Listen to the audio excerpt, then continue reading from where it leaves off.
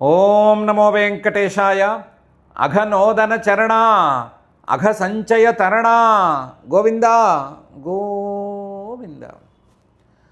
బలసోదరమాయిక చిత్రగతే విధుసోదరి మానససీమగతే మనసోదరమాశు వినాశయతే రవిసోదర తత్వధియాధిపతే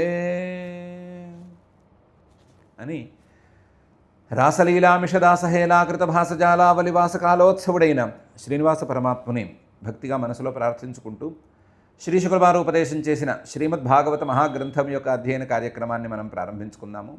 యథాప్రకారం ప్రార్థనా శ్లోకాలను చదువుకుని ఈ కార్యక్రమానికి మంగళాచరణం చేసుకుందాము. శ్రీగణేశ ప్రార్థన. బీజాపూరకరాబ్జాయ బీజభూతాయ సంసృతే బీజాక్షరగకారాయ శ్రీగణేశాయ తే నమః. శ్రీగురుప్రార్థనా. గురుర్బ్రహ్మా గురుర్విష్ణుః గురుర్దేవో మహేశ్వరః గురుః సాక్షాత్ పరం బ్రహ్మ తస్మై శ్రీగురవే నమః. శ్రీనివాస ప్రార్థనా. మాసేవితపదాబ్జాయ మారకోట్యతిశాయినే మాధవే మాసి పూజ్యాయ శ్రీనివాసాయ తే నమః. అథ సంకల్పః అస్మాకం ఉపాత్త సమస్త దురిత క్షయ ద్వారా బుద్ధిశుద్ధ్యర్థం విద్యాభివృద్ధ్యర్థం భక్తిజ్ఞానవైరాగ్యాది తదనుకూల సర్వసంపత్సమృద్ధ్యర్థం శ్రీపరమేశ్వర ప్రీత్యర్థం శ్రీమద్భాగవత పాఠం కరిష్యామహే. అస్య శ్రీమద్భాగవత స్తోత్ర మహామంత్రస్య నారద ఋషి బృహతి ఛందః శ్రీకృష్ణః పరమాత్మా దేవత బ్రహ్మబీజం భక్తిశక్తి జ్ఞానవైరాగ్యే కీలకం. అస్మాకం శ్రీమద్భగవత్ప్రసాదసిద్ధ్యర్థే పాఠే వినియోగః ధ్యానం నారాయణాతికలగీతరవేణ పుష్టం వ్యాసప్రసూతశుకకోకిలశబ్దఘుష్టం గోపీసమూహపరిగీతరవేణ జుష్టం గీతాలయం విశత భాగవతం ప్రకృష్టం. శ్రీ గురుభ్యో నమః.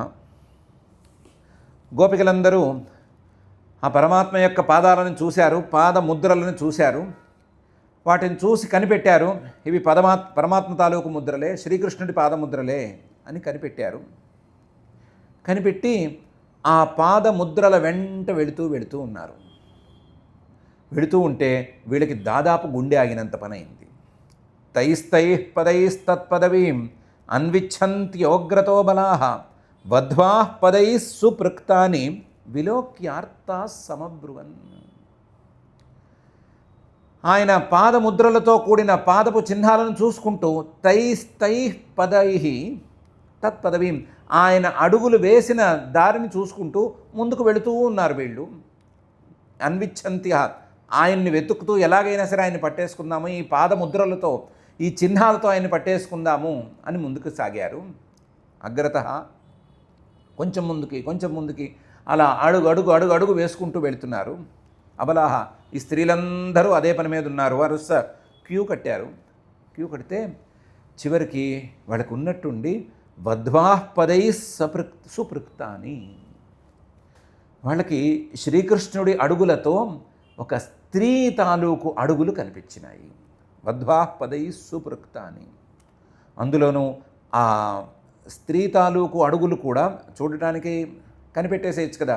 పాదాలు చిన్నగా ఉంటాయి, మృదువుగా పడి ఉంటుంది, లోతుకి పడి ఉండదు, ఎందుకంటే ఎక్కువ బరువు ఉండదు. ఇలాంటివన్నీ లక్షణాలన్నీ కనిపించి ఇది స్త్రీ తాలూకు అడుగులే అని నిర్ణయించుకున్నారు. అది కూడా కలిసి ఉన్నాయి. ఈ అడుగుల్లో అడుగులు కలిసి ఉన్నాయి. చూసేప్పటికీ విలోక్య, వీళ్ళకి దాదాపు గుండె ఆగినంత పని అయింది. ఆర్తాహ, ఎక్కడ లేని కష్టము ముంచుకొచ్చి ఒకడితో ఒకళ్ళు అనుకున్నారు. తైస్తైః పదైస్తత్పదవీం అన్విచ్ఛంత్యోగ్రతో బలాః వధ్వాః పదైః సుపృక్తాని విలోక్యార్తాః సమబ్రువన్. ఏమనుకున్నారు? కస్యాః పదాని చైతాని యాతాయానందసూనునా అంసన్యస్త ప్రకోష్ఠాయాః కరేణోః కరిణా యథా అని అనుకున్నారు. ఒకళ్ళతో ఒకళ్ళు అనుకున్నారు. కస్యాః పదాని చైతాని, మనలో ఒకటి మోసగత్తె ఉంది, ఆ మోసగత్తె తాలూకు అడుగులే అయి ఉంటాయి. ఆ మోసగత్తె ఎవరు? కస్యాః పదాని చైతాని, ఎవరి అడుగులు ఇవి? తస్యాః పదాని చైతాని యాతాయా నందసూనున, మనల్ని కాదని ఆ నందసూనుడు అయినటువంటి నందుడి కుమారుడైన ఈ శ్రీకృష్ణుడితో కలిసి వెళ్ళిపోయింది. మనల్ని కాదని మనందరినీ వెనక్కి తోసేట్టుగా చేసి అదొక్కతే ముందుకు వెళ్ళిపోయింది. ఆ స్త్రీ ఎవరి అడుగులు ఇవి? చూడబోతే అంసన్యస్త ప్రకోష్ఠాయ, చూడబోతే ఈ అడుగులు దాని తీరు ఇవన్నీ చూస్తుంటే ఆయన చాలా ప్రేమగా ఆ పిల్ల భుజం మీద అరచెయ్యి వేసుకుని వెళ్ళినట్టుగా అనిపిస్తోంది. అంసన్యస్త ప్రకోష్ఠాయ, అంస అంటే భుజం అని అనుకుందాం మాట వరుసకి. ఆ భుజం మీద న్యస్త ఆయన ఉంచాడు. ఏముంచాడు? ప్రకోష్ఠం, తన యొక్క అరచేయిని ఉంచాడు. ఎంతో ప్రేమగా భుజం మీద చెయ్యేసి మరీ దాన్ని తీసుకెళ్ళాడు. ఎవరాది? ఎవరా స్త్రీ? అంసన్యస్త ప్రకోష్ఠాయ. ఆయన ఇష్టం కదా, ఆయన స్వతంత్రుడు, ఆయనతో ఎవరో అదృష్టవంతురాలు వెళ్ళింది, మీకేంటి బాధ అంటే కరేణో కరిణా యథ. చూడబోతుంటే ఆడ ఏనుగుని మగ ఏనుగు ఎంత ముద్దుగా తీసుకెళ్ళిందో అంత ముద్దుగా తీసుకెళ్ళినట్టు కనిపిస్తోంది. ఆడ ఏనుగులు మగ ఏనుగుల మీద చాలా ముద్దుగా, మగ ఏనుగులు ఆడ ఏనుగుల మీద కూడా చాలా ముద్దుగా ఉంటాయి. వాటికి ప్రేమ కలిగినప్పుడు తొండంతో జాగ్రత్తగా భుజం మీద తొండం వేసి జాగ్రత్తగా తీసుకెళ్తాయి. అలా ఈయన తీసుకెళ్తున్నట్టుగా ఉంది. ఈ చిహ్నాలు, ఈ అడుగుల తాలూకు లోతులు, ఈ ముద్రలు ఇవన్నీ చూస్తే ఇది స్పష్టంగా అనిపిస్తోంది. కరేణో కరిణ యథ. అయితే మాత్రం మీకేంటి అంటే ప్రేమ ఎక్కువగా ఉన్నట్టు అనిపిస్తోంది అని అన్నారు. పోనీ ఆయన ఏదో ఆ పిల్ల మీద ప్రేమగా ఉంటే మీకేమిటి అంటే మాకేమిటి అంటారేంటి? మా ప్రాణం ఆయన, మా ప్రాణంగా ఉండవలసిన మా శ్రీకృష్ణుడు, మా ప్రాణనాథుడు మాతో ఉండకుండా మరొక పిల్లతో వెళ్ళటం ఏంటి? వెళ్ళిన వాడు చాలా ప్రేమగా ఉండటం ఏంటి? ఇవన్నీ మాకు బాధాకరాలు కావా అని అనుకున్నారు ఒకళ్ళకొకళ్ళు. కస్యాః పదాని చైతాని యాతాయా నందసూనునా అంసన్యస్త ప్రకోష్ఠాయాః కరేణో కరిణా యథ అని. మరైతే మీరందరూ ఏం పాపం చేశారు? ఆ పిల్ల మాత్రం ఏ పుణ్యం చేసుకుంది? మీరందరూ ఏం పాపం చేసి ఆయనకు దూరంగా ఉన్నారు? ఆ పిల్ల ఏ పుణ్యం చేసుకుని ఆయనతో పాటు కలిసి వెళ్ళింది అంటే వాళ్ళే అనుకున్నారు, అనయారాధితో నూనం భగవాన్ హరిరీశ్వర ఎన్నో విహాయ గోవింద ప్రీతో యామనయద్రహ అని. అనయ ఆరాధిత నూనం భగవాన్ హరిరీశ్వర, భగవంతుడైనటువంటి ఆ శ్రీహరిని, ఈశ్వర సర్వేశ్వరుడైనటువంటి ఆ శ్రీహరిని ఈ పిల్ల చాలా ఆరాధించింది. నూనం నిక్కచ్చిగా ఆరాధించింది, తప్పనిసరిగా ఆరాధించింది. అదే పనిగా ఆరాధన చేసుకుంది. మనసులోనూ లేదా బాహ్యంగానూ బాంతరంలోనూ ఆ శ్రీహరిని ఆరాధించుకుంటూ కూర్చుంది. అనయా ఆరాధితో నూనం భగవాన్ హరిరీశ్వర. దాంతో ఆయన ప్రీత, ఆవిడ మీద చాలా ప్రేమగా ఉండిపోయాడు. ఎవరైనా సరే ఆయన్ని బాహ్యంగా కానీ ఆంతరంగా కానీ ఆరాధించుకుంటే, బాహ్యమైన పూజలు చేసినా ఆంతరంగా ఆయన భావననే చేసినా ఆయన చాలా వాళ్ళ మీద ప్రీతిని ప్రకటిస్తాడు కదా, వాళ్ళ మీద చాలా అనుగ్రహాన్ని ప్రకటిస్తాడు కదా. అలా ఈ పిల్ల మీద అనుగ్రహాన్ని ప్రకటించాడు ప్రీత. ఆ ప్రీతికి చిహ్నంగా ఏం చేశాడు? ఎన్నో విహాయ గోవింద. ఈ గోవిందుడు మనల్నందరినీ వదిలేసేసాడు. వదిలేసి మనందరినీ ఒంటరిగా ఏడవమని చెప్పి పంపించేసేసి యాం మనయద్రహ, ఆ పిల్లని మాత్రం చెయ్యి పుచ్చుకుని లేదా భుజం మీద చెయ్యి వేసుకుని ప్రేమగా రహస్యంగా ఏదో ఏకాంత ప్రదేశానికి తీసుకెళ్ళిపోయాడు. మనకి చెప్పా పెట్టకుండా రహస్యమైన ఏకాంత ప్రదేశానికి తీసుకెళ్ళిపోయాడు. ఇది ఆయన చేసిన పని కాదు, ఆవిడ చేసిన తపస్సు, ఆవిడ చేసినటువంటి ఆరాధన. అనయా ఆరాధితో నూనం భగవాన్ హరిరీశ్వర ఎన్నో విహాయ గోవింద ప్రీతో యామనయద్రహ. ఈ ఆరాధన అవి చేయకపోతే ఆయనకి ప్రీతి అనేది కలగనే కలగదు. ఆయనకి ప్రీతి కలగకపోతే ఆయన ఎవరినీ లెక్క చేయడు. ఆయనకి ఎవ్వరన్నా లెక్కలేదు. కేవలం తనను ఆరాధించేవాళ్ళు, ఆంతరంలోనూ బాహ్యంలోనూ తననే తలుచుకునే వాళ్ళు ఉంటారు కదా, వాళ్ళ మీదే అనుగ్రహంతో ఉంటాడు. వాళ్ళ కోసమే అన్ని పనులు చేస్తాడు. వాళ్ళ కోసం అందరినీ వదిలిపెట్టమన్నా వదిలేసేస్తాడు. అలాంటి వాడు. అలా ఈవిడ తపస్సు చేసుకుంది, ఆరాధన చేసుకుంది, ఆయన్ని పట్టేసుకుంది అని వీళ్ళు ఒకళ్ళలో ఒకళ్ళు అనుకున్నారు. అనయారాధితో నూనం భగవాన్ హరిరీశ్వర ఎన్నో విహాయ గోవింద ప్రీతో యామనయద్రహ అని. ఈ శ్రీకృష్ణుడు కూడా వెళ్ళిన పిల్ల ఎవరు అనే విషయం మీద చాలా చర్చ ఉంది. ఈవిడ ఎవరై ఉంటుంది, ఎవరవ్వటానికి అవకాశం ఉంది అనే విషయం మీద రకరకాల వాదనలు బయలుదేరినాయి. ఈ గోపికలకే కాకుండా తర్వాత ఉండేటువంటి మహానుభావులకి చాలామందికి ఈ విషయంలో వాగ్వాదన నడిచింది. వాళ్ళందరూ చాలామంది అని అనుకోవాలి, చాలామంది, అందరూ కాకపోయినా చాలామంది కలిసి ఈ వెళ్ళిన ఆవిడ రాధా అని తేల్చారు. శ్రీకృష్ణుడితో కలిసి ఉన్న ఆవిడ రాధా అని తేల్చారు. దానికి చిహ్నంగా అనయా ఆరాధిత నూనం భగవాన్ హరిరీశ్వర అనే ముక్క ఉంది అని కూడా అనుకున్నారు. ఎందుకంటే రాధా అనే శబ్దానికి వ్యుత్పత్తి ఆరాధయతి ఇది రాధా, శ్రీకృష్ణుడిని ఎప్పుడూ ఆరాధిస్తూ ఉంటుంది కాబట్టి ఆవిడికి రాధా అని పేరు అని ఒక రకమైన వ్యుత్పత్తి చెప్పారు. చెప్పుకుని అనయా ఆరాధిత, ఆరాధన చేసుకుని రాధా అనే శబ్దంతో వచ్చిన ఆవిడ మహానుభావురాలు ఉంది, ఆవిడ్నే ఈయన తీసుకెళ్ళాడు.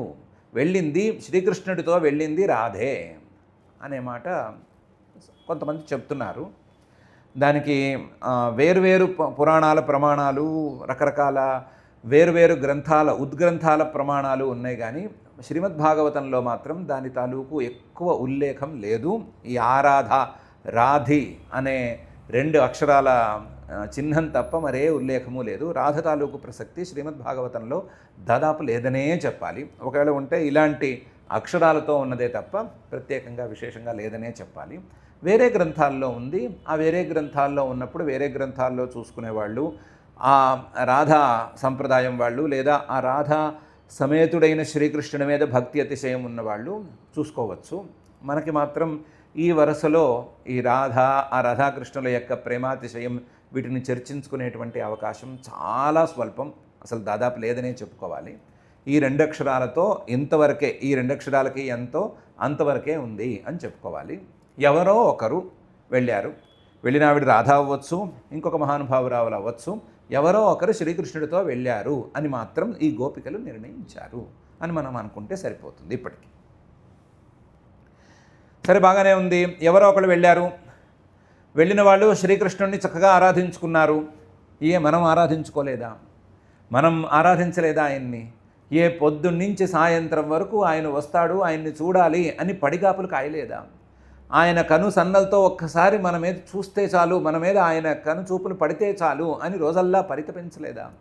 మనం మాత్రం ఆంతర బాహ్యాలలో ఆయన పూజలు చేయలేదా అని వాళ్ళలో వాళ్ళకే సందేహం కలిగింది. కలిగితే చేయలేదు అనే తేలింది వాళ్ళకి. చేయలేదు. మనము ఎలా చేయలేదు? ధన్యా అహో అమీ ఆల్య గోవిందాంఘ్రియంజరేణవ యాన్ బ్రహ్మేశౌ రమాదేవి దధుర్మూర్ధ్న్యఘనుత్తయే అని కనిపించింది. చూడండి ఆల్య, సఖుల్లారా, అందరం పడి ఏడుస్తున్నాం ఇప్పుడు. మనలో ఒక్కతని మాత్రమే ఆయన తీసుకెళ్ళాడు. ఆ ఒక్కతి మాత్రమే ఆయన్ని పరిపూర్ణంగా ఆరాధించుకోగలిగింది. మనం ఆరాధించుకోలేకపోయాము.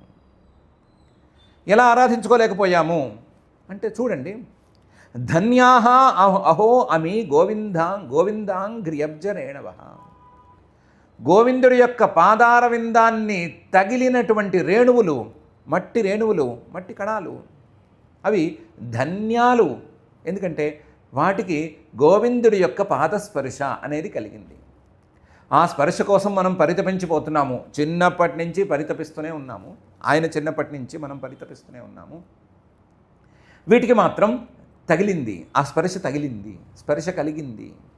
ధన్యాః, ఈ రేణువులే చాలా ధన్యమైనవి. ధన్యా అహో అమీ ఆల్య. సఖుల్లారా, మనకి అందరికీ ఏకకాలంలో కష్టం వచ్చింది. ఏం కష్టం వచ్చింది అంటే, అందరము శ్రీకృష్ణుడి యొక్క పాదస్పర్శ కోసం పరితపించిపోతున్నాము. కానీ మనకు ఆ పాదస్పర్శ ఇంకా దొరకలేదు. పాదస్పర్శ దొరికింది ఈ మట్టి కణాలకి. కాబట్టి ధన్యా అహో అమీ ఆల్య గోవిందాంఘ్రియబ్జరేణవ. నిజానికి ఈ మట్టి కణాలున్నాయే, ఇవి చాలా గొప్పవి మనకంటే అని ఒప్పుకోవాలి. వీటి యొక్క భాగ్యాన్ని గురించి తక్కువ చేసి చెప్పుకోకూడదు, చాలా ఎక్కువగా చెప్పుకోవాలి. మన గురించి మనం చెప్పుకోవాలి అంటే సఖుల్లారా మనమందరం పరమ తుచ్చులం అని చెప్పుకోవాలి. పాదస్పర్శ ఏది మనకి? మట్టి కణాలకున్న పాదస్పర్శ కూడా మనకి లేదు అంటే మనం ఎంత తుచ్చులము. కాబట్టి మనం తుచ్చులం అని చెప్పుకోవాలి.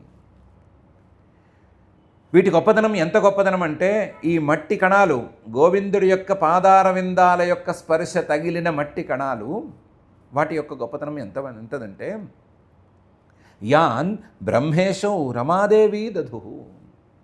బ్రహ్మగారు, ఈశ్వరుడు, లక్ష్మీదేవి వీళ్ళందరూ నెత్తిని పెట్టుకుంటారు. దధు మూర్ధ్ని నెత్తిని పెట్టుకుంటారు. అఘనుత్తయే ఆహా మనం ఏమన్నా పాపాలు ఏమన్నా చేసి ఉంటే అవన్నీ పోతాయి అని అనుకుని ఈ స్పర్శతో, గోవిందుడి పాదారవిందాల స్పర్శ కలిగిన మట్టి కణాల స్పర్శతో మన పాపాలన్నీ పోతాయి అని వాళ్ళందరూ చాలా గౌరవంగా నెత్తిని ధరిస్తారు.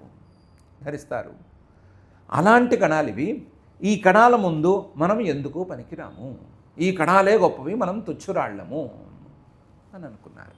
ధన్యా అహో అమీ ఆల్య గోవిందాంఘ్రియబ్జరేణవ యాన్ బ్రహ్మేశౌ రమాదేవి దధుర్మూర్ధ్నియఘనుత్తయే అని మొదలుపెట్టింది ఏమిటి, తేల్చింది ఏమిటి? మనం పూజలు చేయలేదా అని కదా అనుకున్నారు. చేయలేదు అని తేల్చుకున్నారు. చేయలేదు అనే మాటకి దీనికి సంబంధం ఏమిటి అంటే, మనము రోజల్లా ఆయన దర్శనం కోసం పడిగాపులు కాచామే కానీ ఆయన మనల్ని చూస్తే చాలు, మనం ఆయన్ని చూస్తే చాలు అని అనుకుంటూ ఒకచోట నుంచున్నామే కానీ కనీసం వంగి ఆయన నడిచిన చోట మట్టి కణాలను తీసి నెత్తిని వేసుకోలేదు. ఏ రోజు ఆ పని చేయలేదు. బాహ్యంగా చేయవలసినటువంటి పనులు మనం చేయలేదు. బాహ్యారాధన అనేది మనం చేయలేదు. కేవలం భావపరంగా ఎప్పుడు చూసినా ఆయన చూడాలని అనుకుంటూ ఉన్నాము. బాహ్యంగా చేయవలసిన పని చేయలేదు. బాహ్యమైన క్రియలకు కూడా విలువ అనేది తప్పనిసరిగా ఉంది కదా. విలువ ఉంది కాబట్టే యాన్ బ్రహ్మేశౌ రమాదేవి దధుర్మూర్ధ్నియ ఘనుత్తయే, పాపాలు పోవాలి అనేటువంటి ఉద్దేశంతో బ్రహ్మ, శివుడు, సాక్షాత్తు లక్ష్మీదేవి వీళ్ళందరూ కూడా ఆ మట్టి కణాలని తీసి నెత్తిని చల్లుకున్నారు కదా. మనలో వృద్ధులు, గొప్పవాళ్ళు, కాస్తంత విజ్ఞానం ఉన్నవాళ్ళు ఆ పనులు చేశారు కదా. మనం ఎందుకు చేయలేకపోయాం అంటే మనం సరిగ్గా ఆరాధించలేదు కాబట్టి మన మీద పూర్తిగా ఆయనకి ప్రీతి కలగలేదు కాబట్టి మనల్ని వదిలేశాడు. ఆరాధించిన ఒక్కదాన్ని మాత్రం తీసుకువెళ్ళాడు. కాబట్టి మనం తప్పు చేశాము, మనమే ఆరాధన సరిగ్గా చేయలేదు. ఇది ఒక కోణం. ఇంకొక కోణంలో ఆయన పాపాలు నిండి ఉన్న వాళ్ళని ఎందుకు తీసుకువెళ్తాడు? పాపాల మూట కట్టుకున్న వాళ్ళని ఆయన ఎందుకు ముట్టుకుంటాడు? మనమందరం పాపాత్మురాళ్ళము. మనం మన పాపాలు పోగొట్టుకోవడానికి ఆయన పాదార బిందాల మీద ఉన్నటువంటి రేణువులను ఏమన్నా శిరస్సును ధరించామా?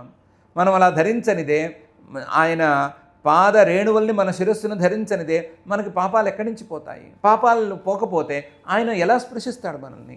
ఎలా మనల్ని తీసుకెళ్తాడు? లేదా మనల్ని ఎలా లెక్క చేస్తాడు? ఆయన మనలాంటి పాపాత్ముల్ని ఆయన ఎందుకు లెక్క చేస్తాడు అని ఇంకొక కోణంలో కూడా అనుకున్నారు. మనం పాపాలు పోవటం కోసం ప్రత్యేకించి ఏ పని చేయలేదు. ఆంతరంగా కొంత ఏదో చేసినా సరే బాహ్యంగా ఆయన్ని ఆరాధన చేసుకోవటం అనే పని చేయలేదు. కాబట్టి మనకి ఫలితం దక్కలేదు. మన మీద ఆయనకి ప్రీతి పరిపూర్ణంగా లేకపోయింది అని తేల్చుకున్నారు.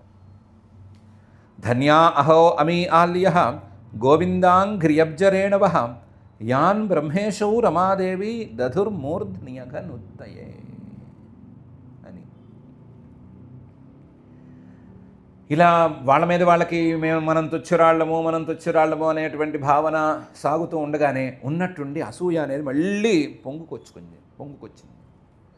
తస్యా అమోనినః క్షోభం కుర్వంత్యుచ్చైః పదాని యత్ యైకాపహృత్య గోపీనాం రహో భుంక్తే చ్యుతాధరం అని ఆ అసూయ కోపంగా బయటకు వచ్చింది. ఇప్పుడు మనమందరము సమానమైన వాళ్ళం, మనమందరం సఖులము, స్నేహితురాళ్ళము. మనలో ఒకతే మనల్ని మోసం చేసి వెళ్ళిపోయింది కదా. తస్యాహ అమూని కుర్వంత్యుచ్చైః పదాని యత్. ఎవరు మోసం చేశారు, ఎక్కడికి వెళ్ళారనే సంగతి మనకు తెలియదు. కానీ మోసం చేసిన ఆనవాళ్ళు, ఆయనతో కలిసి నడిచిన పాద చిహ్నాలు కనిపిస్తున్నాయి. పాదపు ముద్రలు కనిపిస్తున్నాయి. అవి కుర్వంతి క్షోభం ఉచ్చైః, మన మనస్సుల్లో బాగా క్షోభని పెంచేస్తున్నాయి. ఎవరివి తెలీదు. తస్యాహ అమూని, ఎవతో ఒకటి మనల్ని మోసం చేసింది ఆ పిల్లవి లేదా ఆ స్త్రీవి. ఏవి పాదముద్రలు? ఇవిగో అమూని కనిపిస్తున్నాయి, ఎదురుకుండా కనిపిస్తున్నాయి. ఇలా నడిచి నడిచి నడిచి వెళ్ళినట్టుగా ఆయన అడుగుల్లో కలిసినట్లుగా స్పష్టంగా తెలుస్తున్నాయి. ఈ పాదముద్రలు మనల్ని బాగా బాధ పెడుతున్నాయి. తస్యాహ అమూని నహ క్షోభం కుర్వంతి ఉచ్చై పదాని. ఎందుకని అంటే మనందరం కలిసి ఉండవలసిన వాళ్ళం కదా. కానీ యా ఏక, మనలో నుంచి విడిపోయిన ఒకతే అపహృత్య ఆయన్ని ఎత్తుకెళ్ళిపోయింది. ఆయన ఎత్తుకెళ్ళిపోతే ఏంటి బాధ అంటే సహ గోపీనాం స్వం. ఆ శ్రీకృష్ణుడు అనేవాడు గోపికలందరి యొక్క స్వం లేదా గోపికలందరి యొక్క సమానమైన వస్తువు, సమానమైన అధికారం ఉన్నటువంటి వాడు గోపికలందరికీ కూడా. గోపికలందరి తాలూకు ధనం లేదా గోపికలందరి తాలూకు సంపద ఆయన. అలాంటి వాడిని ఒక్కతే ఎత్తుకుపోయింది. యా ఏకా అపహృత్య గోపీనాం రహో భుంక్తే. రహస్యంగా ఆయనతో కలిసి వెళ్ళిపోయింది, ఆయనతో ఆనందాన్ని అనుభవిస్తోంది. అందులోనూ అచ్యుతాధరం, ఆ అచ్యుతుడి యొక్క అధరామృతాన్ని ఆవిడొక్కతే అనుభవిస్తోంది. అందరికీ చెందవలసిన దానిని ఆవిడొక్కతే అనుభవిస్తోంది. కాబట్టి మనకి చాలా కష్టాన్ని కలిగిస్తోంది. ఆవిడ మీద మనకి చాలా అసూయ, ఈర్ష్య ఇవన్నీ కలుగుతున్నాయి అని అనుకున్నారు. ఆవిడ మీద కోపంగా ఆవిడ్ని ఈ మాట అనుకున్నారు. తస్యాహ అమూని నహ క్షోభం కుర్వంత్యుచ్చై పదాని యత్ యైకాపహృత్య గోపీనాం రహో భుంక్తే చ్యుతాధరం అని. వాళ్ళ అసూయ వాళ్ళ కోపం వాళ్ళకే ఉంచుకొని కానివ్వండి, మనకి మాత్రం మంచి అచ్యుతాధరం అని ఒక మంచి మాట చెప్పారు. అచ్యుతాధరం. అచ్యుతాధరం అంటే ఆయన అధరం మీద నుంచి జారుతున్నటువంటి అమృతం అచ్యుతం, ఎక్కడ ఆగకుండా అలా స్రవిస్తూనే ఉంది అనే భావన వచ్చేటట్లు చెప్పారు. అధరం మీద నుంచి అమృతం కారటం అనేది జరగదు కదా. కాబట్టి అధరం అనేది తీసేస్తే ఆయనలో ఉండేటువంటి ఆనందామృత ధార అచ్యుతం, ఎప్పటికీ ఆగని ధార, నిరంతర ప్రవాహం అనేటువంటి భావం మనసులో కలిగేటట్లుగా అచ్యుతాధరం అని ఒక మాట పెట్టారు. ఇది కూడా ఇంకోటి కూడా ఏం పెట్టారంటే అచ్యుతాధర. అధరం అనేదానికి పెద్దగా విలువ లేదు. ఆయన ఎవరి మీదైతే అనుగ్రహంతో ఉంటాడో వాళ్ళకి అచ్యుతమైన ఆనందధారని అందిస్తాడు. ఎవరి మీద ప్రేమగా ఉంటాడు? ఎవరైతే ఆయన్ని అంతర్బహిః, లోపల బయట ఆరాధన చేసుకుంటూ ఉంటారో అలాంటి వాళ్ళ మీద ఆయన ప్రేమగా ఉంటాడు. ఆ ప్రేమగా ఉన్న వాళ్ళని రహస్యంగానైనా సరే లేదా ఒక్కరినే సరే విడిగా తీసుకెళ్ళి ఆయన అచ్యుతమైనటువంటి ఆనందధారని అందిస్తాడు. అచ్యుతాధరం. ఆ విషయంలో మాత్రం ఏ సందేహము అక్కర్లేదు అనేటువంటి భావన ఇందులో చూపించారు. ఇంకా లోతుల్లోకి వెళితే ఎవరి మీదైనా సరే ఆయనకి ప్రీతి కలిగితే, మనం చెప్పుకున్న కారణం ద్వారా గనక ఆయనకి ప్రీతి కలిగితే, ఆ ప్రీతి కలిగిన వాళ్ళని వదిలిపెట్టి వెళ్ళడు. ఆయన వదలకుండా కూడా ఉండి తన ఆనందాన్ని అనుభవింపజేస్తాడు అనేటువంటి భావన వచ్చేటట్లుగా కూడా కలిపి చెప్పారు. అచ్యుతాధరం అనేటువంటి ఈ రెండు పదాల కలయికతో. తస్యాహ అమూని నహ క్షోభం కుర్వంత్యుచ్చై పదాని యత్ యైకాపహృత్య గోపీనాం రహో భుంక్తే చ్యుతాధరం అనే ఈ శ్లోకంలో. ఎప్పుడైతే వీళ్ళ మనసులో అసూయ, కోపము, ఈర్ష్య, అసహనం ఇవన్నీ ప్రవేశించినాయో ఒకసారి మళ్ళీ వీళ్ళ దృష్టి ఆ పాదముద్రల వైపుకు మళ్ళింది. ఈ అచ్యుతాధరం మీద నుంచి కొంచెం పక్కకి జరిగితే అక్కడ పాదముద్రల్ని చూస్తే నలక్ష్యంతే పదాన్యత్ర తస్యా నూనం తృణాంకురైః ఖిద్యత్ సుజాతాంఘ్రితలాం ఉన్నిన్యే ప్రేయసీం ప్రియ అని తేలింది. కొంత దూరం అలాగే అనుసరించి చూస్తే ఆయన అడుగులే కనిపిస్తున్నాయి, ఆవిడ అడుగులు కనిపించటం లేదు. నలక్ష్యంతే పదాన్యత్ర తస్యాహ. ఇప్పుడు శ్రీకృష్ణుడి పాదముద్రలు సరే ఆ పక్కన ఆవిడ పాదముద్రలు అనేదాన్ని వెతుక్కోవాలి. వెతుక్కుంటే నలక్ష్యంతే, ఆవిడ పాదముద్రలు కనిపించుటలేదు. నలక్ష్యంతే పదాన్యత్ర, ఇదిగో ఈ చోటుకు వచ్చేసరికి కనిపించడం లేదు. ఎందుకు కనిపించడం లేదు అంటే ఇక్కడే గడ్డి మొలిచింది. గడ్డి మొలిచి ఆ గడ్డిని ఆవులు పశువులు లాంటివి ఏవో తిన్నాయి. తినేసరికి కాస్తంత పొడుచుకొచ్చింది. గడ్డి తాలూకు చిన్న చిన్న ముక్కలు లాంటివి పొడుచుకొచ్చినాయి. తృణాంకురాహ, చిన్న చిన్న అంకురాలే అవి. వాటి మీద కాలు పెట్టేసరికి అమ్మగారికి కాళ్ళు నొప్పి పుట్టినాయి. ఖిద్యత్, ఆవిడ కాళ్ళు నొప్పులు పుట్టేసినాయి. అమ్మో గుచ్చుకుంటున్నాయి అంది. ఎందుకంటే సుజాతాంఘ్రితల, చాలా చాలా గొప్పవైనటువంటి సుకుమారమైనటువంటి పాదాలు ఉన్న మహానుభావురాలు ఆవిడ. పాదముద్రలు చూస్తేనే తెలుస్తుంది కదా. పులి కాళ్ళ ముద్రలు, ఎలుకబంటి కాళ్ళ ముద్రలు చూస్తే ఈ పులి ఇంత పెద్దది, ఇంత బలంగా ఉంది, ఇంత వయసుతో ఉండవచ్చు అని అంచనా వేస్తారు కదా అడవిలో తిరిగేటువంటి వాళ్ళు. అలాగే ఈవిడ పాదముద్రల్ని చూస్తే ఈవిడ వయస్సు ఎంత, ఈవిడ ఏమాత్రం సుకుమారంగా ఉంది, ఎంత గొప్పగా ఉంది అని వాళ్ళు కూడా అంచనా వేయగలిగారు. ఒక కథనం ప్రకారం అయితే ఆవిడ పాదాల మీద కూడా ముద్రలు ఉన్నాయి. ఆ ముద్రల చిహ్నాలు, అందులో ఉండేటువంటి మహా స్త్రీ లక్షణాలు, వీటన్నిటిని వీళ్ళు గమనించి ఖిద్యత్ సుజాతాంఘ్రితల, బాగా సుకుమారమైనటువంటి పాదాలు ఆవిడవి. కాబట్టి నాకు కాళ్ళు గుచ్చుకుంటున్నాయి, నొప్పి పుడుతున్నాయి అని ప్రియుడితో అంది. అనేసరికి ప్రేయసీం, చాలా ఇష్టమైనటువంటి ప్రియురాలు కదా ఆయన. మనమందరం అంటే ఇష్టం లేదు కానీ ఆవిడంటే మాత్రం చాలా ఇష్టమైన భావం ఉంది కదా ఆయనకి. ప్రియ, ఆవిడకు కూడా ఆయన చాలా ప్రియుడు కదా. ఈ ప్రేయసి ప్రియులు ఇద్దరు కదా ఎంత దూరం కలిసి నడిచి వచ్చారు. ఆయన ఉన్నిన్యే, ఆవిడ్ని ఎత్తుకుని నడిచాడు కాసేపు. అందుకనే ఆయన అడుగులేమో కొంచెం బరువుగా దిగినాయి, ఆవిడ అడుగులు లేనేలేవు. దానికి చిహ్నంగా కింద పొడుచుకొచ్చినటువంటి గడ్డి పరకల తాలూకు అంకురాలు ఉన్నాయి అని తేల్చారు. నలక్ష్యంతే పదాన్యత్ర తస్యానూనం తృణాంకురై ఖిద్యత్ సుజాతాంఘ్రితలాం ఉన్నిన్యే ప్రేయసీం ప్రియ అనే ఈ శ్లోకంలో. ఏమో కొంత దూరం ఇద్దరు నడిచారు, ఇక మీద నేను రాను అని ఆవిడ అక్కడ కూర్చుండిపోయిందేమో, ఆయన ఒక్కడే వెళ్ళిపోయాడేమో. మీరు ఆవిడ్ని ఎత్తుకు వెళ్ళిపోయాడు అనే విషయాన్ని ఎలా తేలుస్తారు అని వాళ్ళకే వాదన వచ్చేసింది. వాదన వస్తే తెలివైన వాళ్ళు, కొంచెం మాటకారులు వాళ్ళందరూ తేల్చి చెప్పారు. ఇమాన్యధికమగ్నాని పదాని వహతో వధూం గోప్య పశ్యత కృష్ణస్య భారాక్రాంతస్య కామినః అని. ఎందుకు అలా మాట్లాడతారు చూడండి. ఇమాని అధికమగ్నాని పదాని, ఇంతవరకు మట్టిలో ఆయన కాళ్ళు ఎంతవరకు ఉన్నాయి, ఇప్పుడు ఎంత లోతుకున్నాయి చూడండి. అధికమగ్నాని, ఇప్పుడు కొంచెం ఎక్కువ దిగినాయి. ఎప్పుడు ఎక్కువ దిగుతాయి? వహతో వధూం, ఎవరినైనా ఎత్తుకుని వెళ్తేనే కదా బరువు ఎక్కువైపోయి లోపలికి దిగుతాయి కదా. కాబట్టి వహతో వధూం కృష్ణస్య భారాక్రాంతస్య, ఆయన బరువు ఎక్కువైపోయి శ్రీకృష్ణుడి పాదాలకి ఆ లోతుకు దిగటం అనేది జరిగింది. గోప్య, ఓ గోపికల్లారా, పశ్యత, మీరు చూడండి, ఆయనేం తక్కువ వాడు కాడు. కామినః, ఆ స్త్రీ మీద ఆయనకు కూడా కోరిక ఉంది, ఆ స్త్రీ మీద ఆయనకు కూడా ప్రేమ ఉంది. మన మీద మాత్రం ఏమీ లేదు, ఏ భావము లేదు. మనల్ని ఏమో ఒంటరి చేసి వదిలేసేసాడు. ఆ ఒంటరిగా ఉండేటువంటి స్త్రీని మాత్రం ఎత్తుకుని కూడా వెళ్ళాడు. చిహ్నాలు కనిపిస్తున్నాయి, కాదనటానికి లేదు.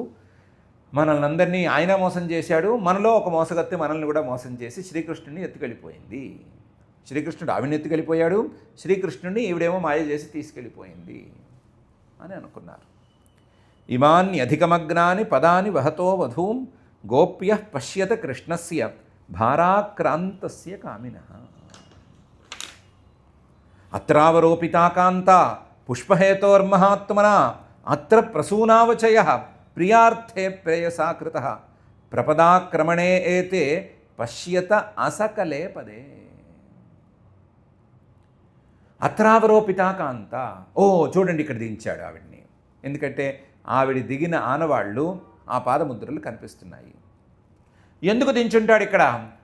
మరి ఇక్కడ గుచ్చుకోవట్లేదా అంటే గుచ్చుకుంటున్నాయి. ఒకసారి ఎత్తు మరిగితే దిగుతుందా ఆవిడ? దిగదు. కానీ ఇక్కడ ఎందుకు దించాడంటే పుష్పహేతోహో, చూడు పూలున్నాయి కోసి పెడతాను అని చెప్పి దించాడు. మహాత్మన చాలా గొప్పవాడైన, ఇలాంటి ఫ్లర్టింగ్ లాంటివి చాలా బాగా చేయగలడు ఆయన. మహాత్మ చాలా గొప్పవాడైన. పుష్పహేతోహో, పూలు కోసిస్తాను అనే కారణం పెట్టి ఆవిడ్ని దించాడు కిందకి. అత్ర ప్రసూనావచయ ప్రియార్థే ప్రేయసాకృత. ఇక్కడ పూలు కోసాడు. పూలు కోస్తే కొన్ని పూలు కింద పడిన దాఖలాలు కూడా కనిపిస్తున్నాయి. ప్రియార్థే, తన ప్రియురాలి కోసం, ప్రేయస, ఆవిడికి చాలా ఇష్టమైనటువంటి శ్రీకృష్ణుడు ప్రసూనావచయ కృత, చక్కగా పూలు కోశాడు. పూలు కోసిన చిహ్నాలు కనిపిస్తున్నాయి. అక్కడ గుత్తులు సరిగ్గా లేవు, కిందేమో కొన్ని పూలు కింద పడిపోయి ఉన్నాయి. ఎవరో కాస్త పైకెత్తి పూలు కోసినట్లుగా కనిపిస్తోంది. దానికి చిహ్నంగా ఏం కనిపిస్తోంది? ప్రపదాక్రమణే ఏతే పశ్యత అసకలే పదే. మామూలుగా అడుగు మొత్తం ఉండాలి కదా, అడుగు మొత్తం ఉండకుండా సగమే ఉంది. సగం అడుగు తాలూకు ముద్రే ఇక్కడ ఉంది. సగం అడుగు అనేది ఎక్కడ వస్తుంది అంటే ఈయన మడమలు పైకెత్తి పూలు కోశాడు. మడమలు పైకెత్తి పూలు కోయటంతో కేవలం ముంగాళ్ళ తాలూకు అచ్చులు మాత్రమే కింద పడి ఉన్నాయి. ప్రపదాక్రమణే, కేవలం ముంగాళ్ళ మీద నుంచున్నాడు ఆయన.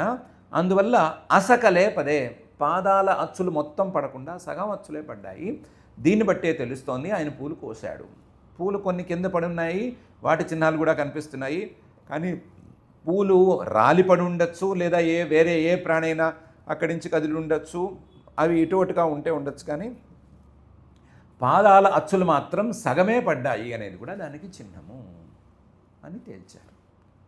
అత్రావరోపితాకాంత పుష్పహేతోర్మహాత్మన అత్ర ప్రసూనావచయ ప్రియార్థే ప్రేయసాకృత ప్రపదాక్రమణే ఏతే పశ్యత అసకలే పదే. ఇప్పటికి 8 శ్లోకాలు అయినాయి. ఇంకా కూడా పైన కొంత వీళ్ళ బాధ ఉంది కొద్దిగాను. తర్వాత వీళ్ళు అనుకున్నది నిజమైనటువంటి సందర్భం కూడా ఉంది. నిజమైన తర్వాత జరిగేటువంటి విశేషం ఇవన్నీ ఉన్నాయి. వాటిని యథాప్రకారం మనం కూడా చూస్తాము. వీళ్ళ ఈర్ష్యలు, వీళ్ళ అసూయలు, లేదా వీళ్ళ భావాలు ఇవన్నీ మనకెందుకు అనేది ఒక ప్రశ్న. వాళ్ళేదో వాళ్ళ తిప్పలు వాళ్ళు పడుతున్నారు, వాళ్ళ తాపత్రయం ఏదో వాళ్ళది ఉంది. వాళ్ళ తాపత్రయము, వాళ్ళ తిప్పలు మనం తెలుసుకుంటే మనకేం వస్తుంది అనే ప్రశ్న ఉంది. ఆ ప్రశ్నకి ఒకటే సమాధానం. వాళ్ళ తిప్పల్లో, వాళ్ళ తాపత్రయంలో, వాళ్ళ ఈర్ష్యలో, వాళ్ళ అసూయలో, వాళ్ళ ప్రతిభావంలో ఆ పరమాత్మే ఉన్నాడు, ఆ శ్రీకృష్ణుడే ఉన్నాడు. ఆయన గురించే వాళ్ళ తాపత్రయం అంతాను. ఈర్ష్య వచ్చినా, అసూయ వచ్చినా, ఏమొచ్చినా, ఆయన్ని కామి అని అనుకున్నా, మరొకటి అనుకున్నా, ఏమనుకున్నా సరే ఆయన మీద భావావేశం అనేది ఉంది. కాబట్టి ప్రతి భావంలోనూ పరమాత్మను కలుపుకోవటం అనేటువంటి అపురూపమైన సాధన వాళ్ళ దగ్గర ఉంది. కాబట్టి వాళ్ళు ఏమనుకున్నా సరే దాన్ని తెలుసుకోవాల్సిన అవసరం మనకుంది. అలాగే మన ప్రతి భావంలోనూ పరమాత్మను కలుపుకునేటువంటి ప్రయత్నం మనం చేసుకోవాల్సిన అవసరం కూడా ఉంది. ఆ అవసరాన్ని గుర్తిస్తూ ఈ గోపికల ఈర్ష్యాసూయల్ని, గోపికల భావాలని మనం చాలా చక్కగానే ఇంకా కూడా శ్రద్ధగా అధ్యయనం చేసుకోవచ్చు. మన ప్రతి భావనలోనూ పరమాత్మను కలుపుకునేటువంటి అవకాశాన్ని, అలాంటి అలవాటుని మనం పొందవచ్చు. మనకి అలాంటి అలవాట్లను ఇచ్చి, అలాంటి అవకాశాలను ఇచ్చి, మన ప్రతి భావంలోనూ కలిసి మనతో కలిసిపోవలసిందిగా ఆ రాసలీలామిషదాసహేలాకృత భాసజాలావలివాసకాలోత్సవుడైన శ్రీనివాస పరమాత్మని భక్తిగా మనమందరం ప్రార్థించుకుందాము. ఈ రోజుకి క్షమాప్రార్థనా శ్లోకాలను చెప్పుకుని కార్యక్రమాన్ని ఇంతటితో పూర్తి చేసుకుందాము. అథ క్షమా ప్రార్థనా యదక్షరపదభ్రష్టం మాత్రాహీనం చ యద్భవేత్ తత్సర్వం క్షమ్యతాం దేవనారాయణ నమోస్తుతే. అథ భగవత్సమర్పణం కాయేన వాచా మనసేంద్రియైర్వా బుద్ధ్యాత్మనా వా ప్రకృతే స్వభావాత్ కరోమి యద్యత్ సకలం పరస్మై నారాయణాయేతి సమర్పయామి. అథ లోకక్షేమ ప్రార్థనా సర్వే భవంతు సుఖినః సర్వే సంతు నిరామయాః సర్వే భద్రాణి పశ్యంతు మా కశ్చిద్ దుఃఖభాగ్ భవేత్. అథ మంగళం శ్రియః కాంతాయ కళ్యాణ నిధయే నిధయేర్థినాం శ్రీవేంకటనివాసాయ శ్రీనివాసాయ మంగళం.